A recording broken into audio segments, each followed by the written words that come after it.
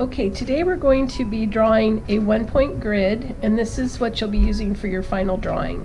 So you're going to want to get out a piece of 12-inch flimsy, about 17 inches wide. I have a piece of 11 by 17 copy paper behind it, just so I can see my format size. And from that format size, I'm going to measure down in actual inches, about 3 inches down, and make a dot from the top of the paper. Then I'm going to switch to 3/8 scale. We're going to be doing this grid in 3/8 scale, and so the back wall is going to be 24 feet wide. So what I would suggest is lining up that center dot that you made from the top of the paper down with the 12, and then you're going to measure over to the 0, make a dot, and from the 12 measure over to the 24 and make a dot, and that 24 feet in 3/8 scale is going to be the width of the back wall. Then you're going to measure down from there 10 feet. So notice on the 3/8 scale there's two 10s side by side. You're going to want to use the smaller 10. If in doubt, just count the tick marks over 10 times for your ceiling height. So we're going to have a 10-foot ceiling. So from there to 0, I'll make another dot. Okay? So from here, if you have your parallel bar, your straight edge, you can take your triangle. I haven't done manual drafting in a while, so I don't have any triangles, but so I'm using this template. So I'm going ahead and making my vertical and horizontal lines. And also notice how I'm drawing the grid in ink. The grid does not have to be drafted beautifully. It's going to be a tool that we're going to sketch on or over. We're going to use this as an underlay for our sketches. And so it doesn't have to be pretty. So what I always say is like a paint splattered hammer can be an effective tool, right? So just like with the grid, you don't have to draft it perfectly. So in other words, if a line gets too thick or smears or something goes awry like that, you can keep going as long as it's accurate scale, and as long as these steps are accurate, it'll work just fine. So your next step is going to be to measure down. So now I've got a 10-foot by 24-foot wide triangle or rectangle. That's the back wall. And now I'm going to scale down again in 3/8 scale to 5 down, make another dot. So 5 feet. So again, it says 5 and 5. So that means I'm going to have my eye height then at 5 feet off the floor. So I'm going to go ahead and draw a horizontal line from edge to edge of the paper. And notice how I used a different color just so I can identify my eye level on this drawing. So from there I'm going to go ahead and take a different color, and I'm going to scale over from the left side. It really doesn't matter if you do left or right on this, but I'm going to use the left side. And I'm going to scale over 11 feet in 3/8 scale and make another dot. So you might be wondering why I used 11 feet, because if the wall's 24 wide, why didn't I use 12? So remember, in one point, you don't have to be perfectly centered in the room. As a matter of fact, it's probably better if you're not, so that things don't look too mirror image of each other. So for that reason, I've offset the vanishing point 11 feet over from the left, and then I'll have 13 feet over, back over to the right. Okay, so from there, now that I have my vanishing point and my horizon line, I'm ready to draw the wall lines for the side wall. So I'm going to connect from my vanishing point through the 4 corners of the back wall and bring those converging lines out. So again, I'm just going to starburst those lines out from the vanishing point out through the 4 corners of the back wall.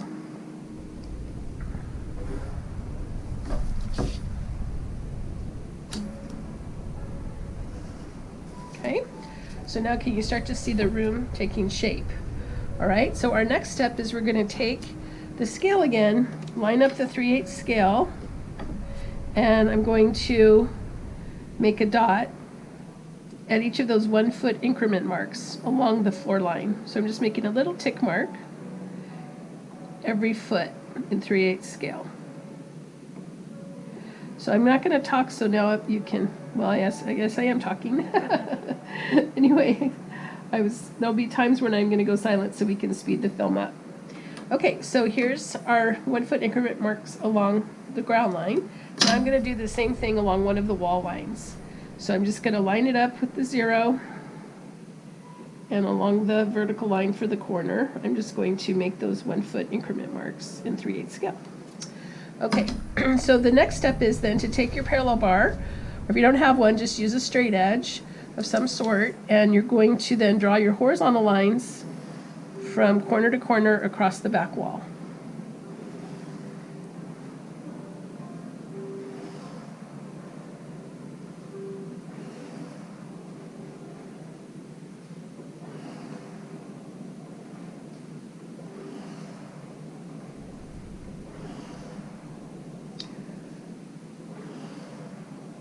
Now the reason I'm using ink is, again, I'm going to be overlaying other flimsy on top of this, so I want to be able to see the lines clearly. So if you're using pencil, you just want to make sure you're pressing firmly enough so that you'll be able to see through another layer of flimsy when you're drawing.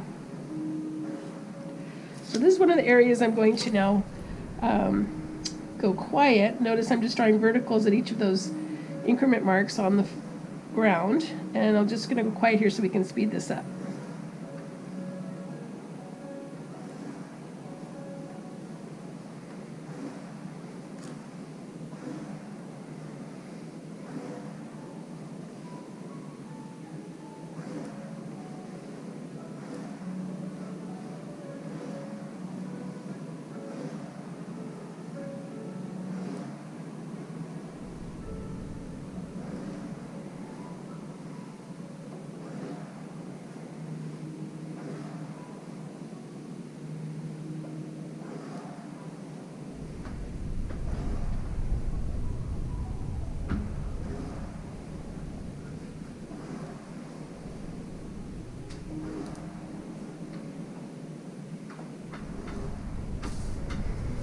Okay, so now I have a grid on the back wall that's 1 foot by 1 foot in 3/8 scale. And each of these are going to represent a foot by a foot of space when we lay out the perspective for the final drawing. So your next step is you're going to be bringing the converging lines out from the vanishing point by taking an alignment from the vanishing point through that 1 foot mark along the sidewall. So see, every place where that line from the back grid hits the corner, that's where you're going to bring the converging line out by aligning from the vanishing point through that point and out. So again, you're going to take from here and out. Notice the horizon line is going to be horizontal, and then as I go below the eye level, the lines will start to angle up toward the point. Or you're drawing them down, but the line's angling up to that point. So I'm going to do the same thing on both walls.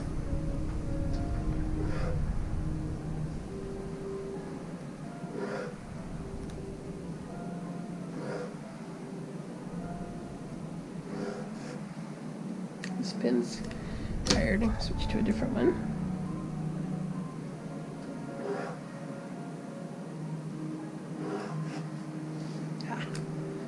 It's not doing much better.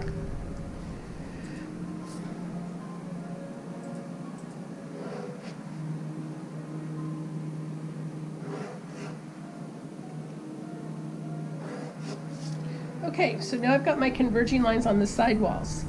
So now my next step is I'm going to bring the converging lines across the floor and the ceiling by simply doing the same idea where I'm lining up from the vanishing point through each of these places that the grid line hits, in this case the floor line. So of course I'm lining from here to here.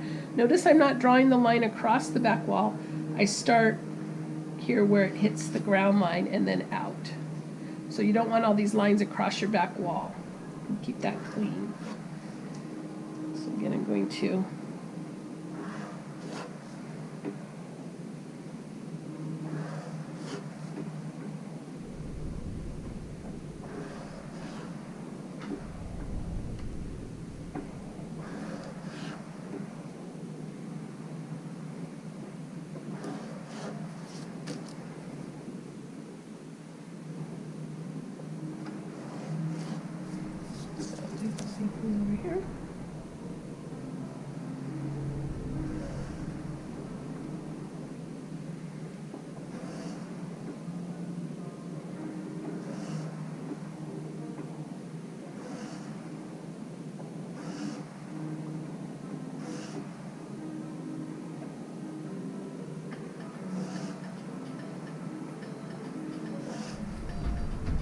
Okay, there's the.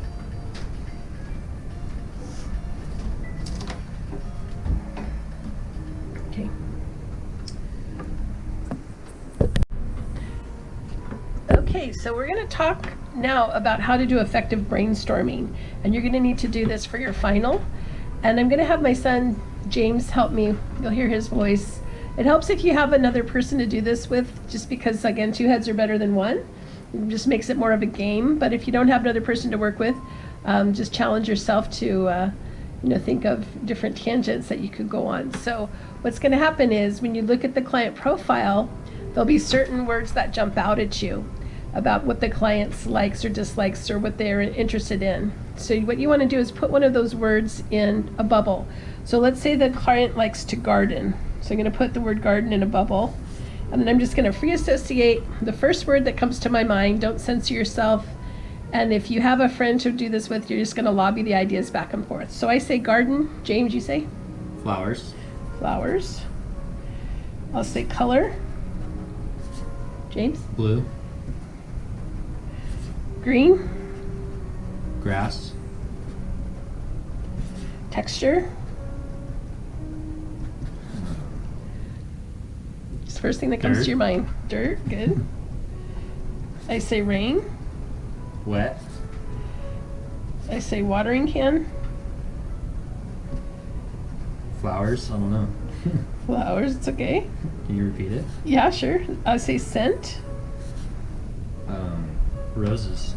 Okay. Also, you want to have feeling words in there. So how do you feel when you're in a garden? Peaceful. Peaceful. I'll say calm. Relax. Okay, also you want to have nouns and verbs. So we have some nouns like watering can, and then, we can also add some action things. So what do you do when you're in a garden? Kneel.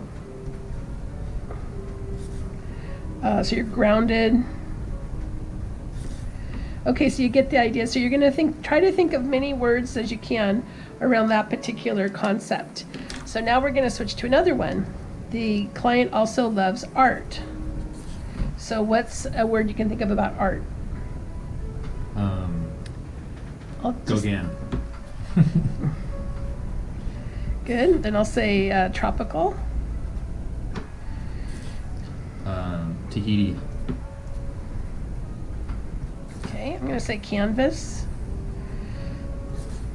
What else? White. Okay, good. I'm going to say coral. Fish. Okay. I'm going to say rainbow. Islands. Okay. Say escape.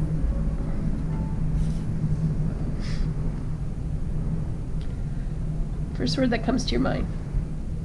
Door. So, okay, good. If you're doing this by yourself, you can just try to put a random word down there. The problem, the whole point is you're trying to be kind of random, because this is going to lead you to a more creative solution to your design concept. So also with art, I'm going to put brushes. So what else can you think of with that? Palette. Good. I'm going to say texture.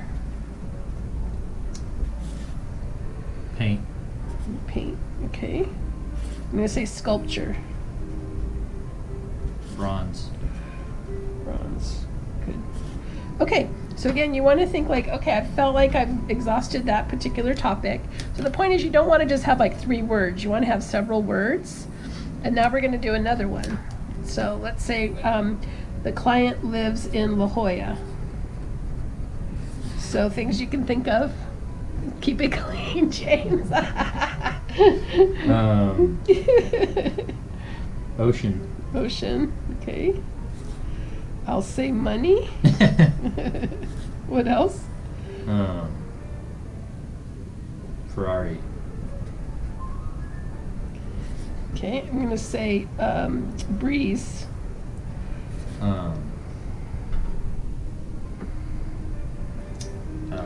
Ocean. No, I said that, didn't I? That's okay. You can say it again. Mist. Mist. I'm going to say cliffs.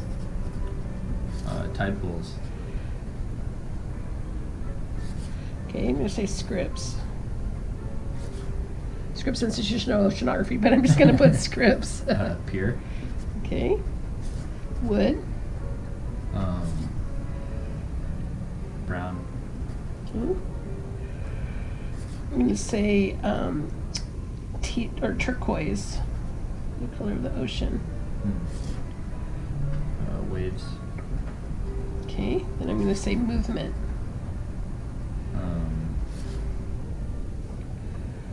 Palm trees. Okay, and then also remember, how do you feel when you're in that environment? So how do you feel when you're in the ocean with palm trees and mist and breeze and tide pools? Just having fun. Fun? Fun. Sorry, this is kind of torturous since we're all stuck inside, but just imagine yourself in that environment. How do you feel? I feel free, relaxed, content. I wish I were there right now. Okay, so I think you guys are getting the idea. You're going to have this whole paper filled with words, and then you want to take another, maybe like a highlighter or a different color, and you want to circle the words that seem to have some kind of a relationship, either in opposition or similarity. So for example, on both the garden and the ocean, we have the word relaxed. Relax. We also have the color blue, or rain, or water. Okay, and then we have ocean, obviously that's water. Okay, or if you look at how that worked with our art list, we also had things like coral and fish that would relate to water. Now sometimes it could also be oppositional. So you could think about, something maybe like bronze, which is metal and hard, playing off water, which is soft and fluid, right? So it could just be a word that just resonates for you for some reason. So if you're looking at the list and you're seeing this idea of being grounded, being connected to the earth perhaps. So what you're going to do is take those key words and write another list for yourself. So I'm grounded, relaxed, peaceful, and then I have contrast of fluid, solid, which is the ocean and the bronze, and I'm feeling content. Okay, so this can be the words that you base your concept off of for the client. So the whole point of this is you're making the concept about them and who they are and what their interests are and who they are as people, what they do for a living, where they've traveled, instead of you personally. So you're really customizing the design for your client, and the way that you can do that in a deeper, more profound way is through this brainstorming activity, instead of just having a style. So a lot of designers will just say, oh, I'm going to do it in modern coastal style. What does that mean exactly? What's the feeling you're trying to create? What's the atmosphere of that? And that's very generic. So how can we make it more personalized to this individual client? And you'll find that when you go through this process, you'll come to your design with a much deeper understanding of what you're trying to achieve, and a richer take on the concept, and also have words to describe to your client, why you have made these choices for your design. And this will be a way that you can formulate that. But this can all be kind of condensed down to even sometimes a word or a short phrase. It's like maybe your word is going to be contrast, that the whole design is going to be based on a balance of opposites, fluid versus soft, rough texture versus smooth, dark, light, all of those kinds of feelings of contrast, vertical, horizontal, right? Or rounded forms versus angular forms. And why is that appropriate again? Does that fit the client and who they are? So this is going to hopefully help you, again, come up with a more creative concept for your final project and for future projects as well. Okay, thank you.